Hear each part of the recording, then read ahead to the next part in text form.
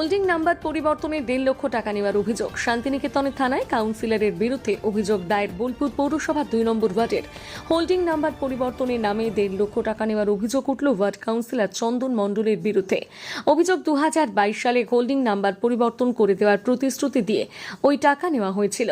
এই ঘটনায় সোমবার শান্তিনিকেতন থানায় লিখিত অভিযোগ দায়ের করেন রতনপল্লীর বাসিন্দা দেবাশিস পোদ্দার।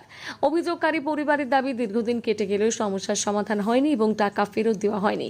দেবাশিস পোদ্দারের পরিবার জানায় তারা একটি প্রতিবন্ধী পরিবার।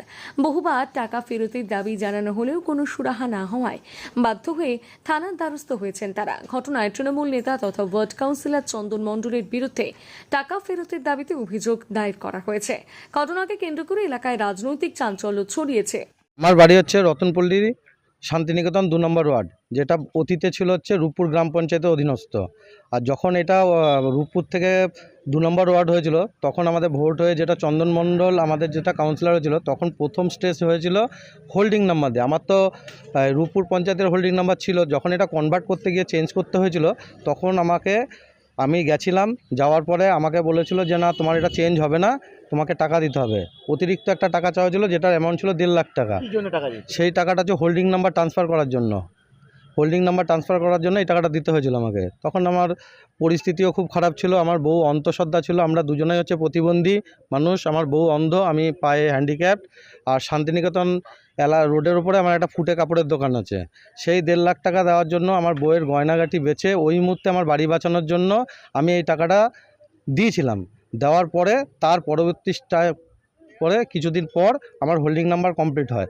এতদিন ধরে তো ভয়ে কিছু বলতে পারছিলাম না, যার জন্য আজকে সাহস পেয়েছি। সাহস পাওয়ার ফলে আজকে আমি বোলপুর থানায় এসে একটা এফআইআর দায়ের করলাম। ভূমিকা কিছুই ছিল না, কাউন্সিলরের ভূমিকা ছিল শুধু তোলা। তখন এখানে পঞ্চায়েত থেকে ওয়ার্ড হয়েছে, পৌরসভার অধীনস্থ হয়েছে, তখন তার একটাই কাজ ছিল কোথা থেকে কি তোলা যায়, সেই তোলা নিয়ে সে ব্যস্ত। সে ভুলেই গেছিলো যে এখানে সাধারণ অসাধারণ সব রকম লোক বাস করে। আমাদের মতো অতি সাধারণ লোক দিয়ে এটা খুব কষ্টদায়ক হয়ে পড়ে গেছিলো। আমরা কষ্ট করে সেই সময় এটাই করেছিলাম। যদিও এই অভিযোগের বিষয়ে চন্দন মণ্ডল জানিয়েছেন অন্য কথা। দেবাশিস পোদ্দার নামে হোল্ডিং করার জন্য 1.5 লাখ টাকা নেওয়া হয়েছে। তা অত টাকা লাগে না। তা একটা শান্তি থানায় লিখিত অভিযোগ পড়েছে। কি বলবেন আপনি এটাকে নিয়ে? বলছি যে দেখুন, 1.5 লাখ টাকা লাগে কি না আমি এই মুহূর্তে বলতে পারছি না, কারণ আমি তো ওনার ডকুমেন্টসগুলো এই মুহূর্তে আমার কাছে নেই বা আমি দেখতে পাচ্ছি না। এটা অফিসিয়াল ব্যাপার। তবে হোল্ডিং এর ক্ষেত্রে কি হয়, যে টাকাটাই লাগে সেই টাকারই রসিদ পাওয়া যায় অফিসিয়ালি ভাবে। তো আমি পঞ্চায়েত থেকে পৌরসভা হওয়ার পরেই, কাউন্সিলর ইলেকশন হয়ে যাওয়ার পরেই আমি অফিসিয়ালি ভাবে আমার ওখানে ওয়ার্ডে প্রায় 3 মাস মতো আমি ক্যাম্প করেছিলাম হোল্ডিং করানোর জন্য, যাতে সাধারণ মানুষ গিয়ে একদম সরাসরি পৌর কর্মচারীদের সামনে গিয়ে সেই হোল্ডিং গুলো করে নিতে পারে। তো ওখানে বহু মানুষ, গরিব মানুষ, ওয়ার্ডের এমনি সাধারণ মানুষ, ওয়ার্ডের বাসিন্দা যারা সবাই এসে ম্যাক্সিমাম জনই হোল্ডিং করেছেন। আর পরেও কিছু জন আমার কাছে গিয়ে আমিও যথারীতি পরিষেবা দেওয়ার চেষ্টা করেছি। অনেকজন মিসহোল্ডিং করেছেন।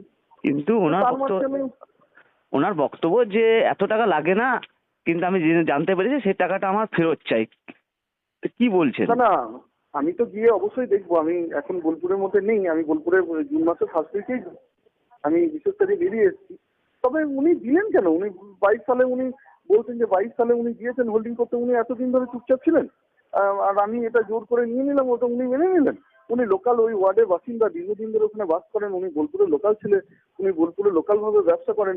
এরকমও নয় যে বয়স্ক মানুষ। ওনার 10 জনের সাথে বোলপুর শহরে ওঠা বসা আছে। সে আবার হ্যান্ডিক্যাপ, ধরুন ওনার। হ্যাঁ, বুঝতে পেরেছি। ওনার হ্যান্ডিক্যাপ মার্কেটে দোকানও আছে এবং উনি নিজেও বিশেষভাবে সক্ষম একজন, এবং ওই মাঠ বয়সী, সম্ভবত 35-40 বছর বয়স। আমি চিনি ওনাকে খুব ভালোভাবে। ওনার সাথে প্রায়ই রাস্তাঘাটে দেখা হয়, কথা হয়, কিন্তু উনিও কোনোদিন এরকম ভাবে বলেননি। শেষ পর্যন্ত আপনি কিভাবে দেখছেন এটাকে এখন? দেখুন, চারিদিকে যেভাবে চলছে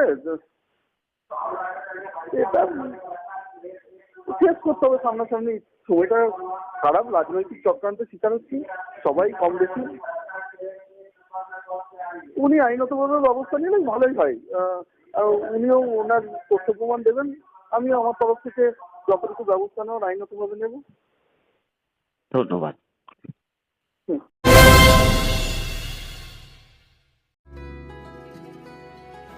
আপনার স্বপ্নের আবাসন এখন বোলপুরে, শান্তিনিকেতনের একদম সন্নিকটে। সুরশ্রী পল্লীতে তৈরি হচ্ছে আধুনিক সুযোগ সুবিধায় সমৃদ্ধ সুরশ্রী অ্যাপার্টমেন্ট। এখানে পাবেন সকল ফ্ল্যাট 2 বেডরুম যুক্ত, কমিউনিটি হলের সুবিধা, শান্ত নিরাপদ পরিবেশ। সুরশ্রী পল্লী থেকে শান্তিনিকেতন মাত্র হাঁটা পথ। আজই আসুন, দেখে যান আপনার স্বপ্নের ঠিকানা সুরশ্রী অ্যাপার্টমেন্টে। সীমিত সংখ্যক ফ্ল্যাট, তাই দেরি না করে যোগাযোগ করুন এখনই। স্বপ্নের বাড়ি শুধু আপনার জন্য। যোগাযোগ 9434122043 অথবা 7584895832। বোলপুরে একমাত্র বস্ত্র সম্ভারের স্পেশাল কালেকশন, স্পেশাল মানুষজনের জন্য। পরিবারের সকল সদস্যের জন্য কেনাকাটা করতে চলে আসুন রাধাশ্যাম আগরওয়ালা সুশীলের দোকানে। আপনার মন মতো পোশাকের সম্ভার নিয়ে হাজির আমরা। মহিলাদের জন্য হাল ফ্যাশনের নতুন কালেকশন, পুরুষদের জন্য আকর্ষণীয় ডিজাইনের বিপুল সম্ভার। এছাড়াও বাড়ির কচি কাচাদের জন্য রয়েছে বিপুল পোশাকের সম্ভার। এক জায়গাতেই, এক ছাদের তলায় পরিবারের সকলের জন্য পাবেন বিভিন্ন ধরনের পোশাক। বোলপুরে বস্ত্র ব্যবসায়ের একমাত্র ভরসা রাধাশ্যাম আগরওয়ালা সুশীল। যোগাযোগ Radhashyam Agarwala Sushil, Santiniketan road, Bolpur. Phone number 7908094539।